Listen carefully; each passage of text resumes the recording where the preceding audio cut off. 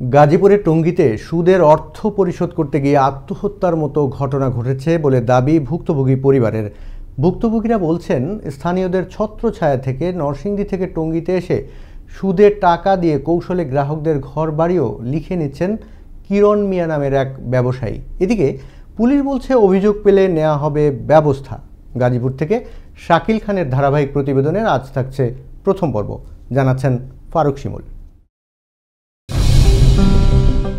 গাজীপুরে বাড়ছে সুদ ব্যবসা। সে ব্যবসাকেও প্রতারণার খোলসে জড়িয়ে সুদে অর্থ নেওয়া ভুক্তভোগীদের নিঃস্ব করার অভিযোগ উঠেছে কিরণ মিয়া নামের এক ব্যবসায়ীর বিরুদ্ধে। এমনকি সুদ না দিলে ঘরে থাকা নারীদের বিষয়ে হুমকি দেন স্পর্শকাতর কিছু করার। 1,20,000 টাকা নিয়েছি, 6 মাস লাভ দিছি, 1 বছর ধরে লাভ দিতে পারি না। আমার একটু দোকানটা ধরে লয়ে আসছে, আমার ওয়াইফরে খারাপ ব্যবহার করছে আর কি। ভুক্তভোগীরা বলছেন, টঙ্গীর বিভিন্ন বস্তির অসহায় মানুষদের টার্গেট করেন নরসিংদীর কিরণ। এমনই এক ভুক্তভোগী সেকান্দার, যিনি বিভিন্ন ধাপে কিরণের কাছ থেকে নিয়েছেন 8 লাখ টাকা আর চক্রাকারে লাভসহ এ পর্যন্ত পরিশোধ করেছেন 30 লাখ টাকা। তবুও আরো 20 লাখ টাকা দাবি করছেন কিরণ। তার থেকে আমি টাকা নিয়েছি 8 লক্ষ টাকা। 8 লক্ষ টাকা 35 লাখ টাকা নিয়ে গেছে। নেওয়ার পরে দিয়া সে এখন আমার কাছে 20 লক্ষ টাকা দাবি করতেছে। লেখাপড়া দেন আমার কেন সইল না পারতে আমি থানায় একটা অভিযোগ করছি, যেহেতু আমি বউ ফলম নিয়ে খাইতে পারতেছি না, বাস্তু একটা বিষয় তদন্ত হোক এবং যদি না হয় আমার মৃত্যু ছাড়া বাঁচন ছাড়া আমার কোনো উপায় কোনো বুদ্ধি নেই।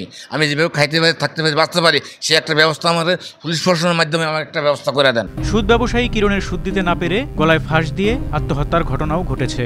মরলেও রেহাই হয়নি ভুক্তভোগীর পরিবারের। অভিযুক্ত কিরণ লিখে নেয় ঘরবাড়িও। 2 লাখ টাকা নেওয়ার পরে 4 লাখ টাকা দাবি করতেছে। 4 লাখ টাকা দাবি করার পরে তো আমার জামাই মাথা উড়ে গেছে। ঠেলায় মনে করেন আত্মহত্যা করে লাইছে। এ বয়স আমি জামাই ছাড়া হয়ে গেছি, আমার জীবতে বাপ ছাড়া হয়েছে। কিরণ মিয়া হুমকি দর কয়দিন পরে বলার পরে আব্বু কয়দিন পরে ফাঁসি দিয়ে মারা গেছে। আমি তো 2 লাখ টাকা নিছি আপনার থেকে, আপনি 4 লাখ টাকা বলতেছেন। সে মানে ডাবল বলতেছে যে এখন দেখতেছে আমরা কিছু দিতেই পারতেছি না, এখন বাড়িটাই আমাদের শেষ সম্পদ। এই বাড়িটাই এখন নিতে চাইতেছে আমাদেরকে অসুবিধা করে।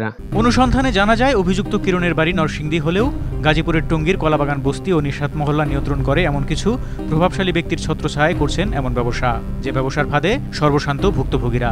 ক্ষমতাশালী ব্যক্তি আছে, তারা ওনাদেরকে শেল্টার দেয়, মহিলারে পর্যন্ত খারাপ ব্যবহার করে। এগুলো অসহায় মানুষকে টাকা দিয়ে এসে ব্ল্যাকমেলগুলো করতেছে। এমন অভিযোগের সত্যতা যাচাইয়ে এই প্রতিবেদক চলে যান কিরণের নরসিংদী পলাশ থানার ডাঙ্গাবাজার এলাকার বাড়িতে। তবে বাড়িতেও পাওয়া যায়নি কিরণ মিয়াকে। এদিকে টঙ্গী ও নরসিংদীর কোথাও না পেলেও বহুবার চেষ্টায় কিরণের মুঠোফোনে যোগাযোগ করা হয়। তিনি কৌশলে মূল অভিযোগ এড়িয়ে যাওয়ার চেষ্টা করলেও প্রতি লাখে 14,000 টাকা সুদ নেন বলে স্বীকার করেন এক পর্যায়ে। আমি সুদের ব্যবসা করি না স্যার, সুদের কোনো কথা কই না। আমি বাড়ি বন্ধক রাখছি, আমাকে রুম বন্ধক দিয়ে টাকা নিচ্ছি। সেখান থেকে 22 রুম রাখছি, 20 লাখ টাকা। আপনারা প্রতি লাখে 14,000 করে লাভ দিন। এ বিষয়ে গাজীপুর মহানগরের দক্ষিণ বিভাগের ডিবির উপপুলিশ কমিশনারের সঙ্গে কথা হয় এই প্রতিবেদকের। তিনি জানান, এ বিষয়ে অভিযোগের ভিত্তিতে নেওয়া হবে আইনগত ব্যবস্থা।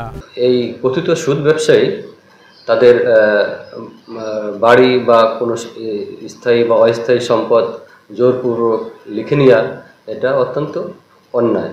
আমাদের কাছে যদি এরকম কোনো অভিযোগ আসে তাহলে অবশ্যই আমরা এ বিষয়ে যথাযথ আইনগত ব্যবস্থা আমরা গ্রহণ করব। শুধু গাজীপুরেই নয়, নরসিংদীতেও ইটবালুর ব্যবসার পাশাপাশি সুদের এমন ব্যবসার ফাঁদে ফেলে মোটা অঙ্কের অর্থ ও ঘরবাড়ি লিখে নেওয়ার অভিযোগ মেলে তার বিরুদ্ধে। এদিকে ভুক্তভোগী সিকান্দার জানান, সহায় সম্পত্তি বাঁচাতে ও কিরণ মিয়ার কবল থেকে রেহাই পেতে টঙ্গীর পশ্চিম থানায় অভিযোগ দায়ের করেন তিনি। ফারুক শিমুল, আনন্দ টিভি, ন্যাশনাল ডেস্ক।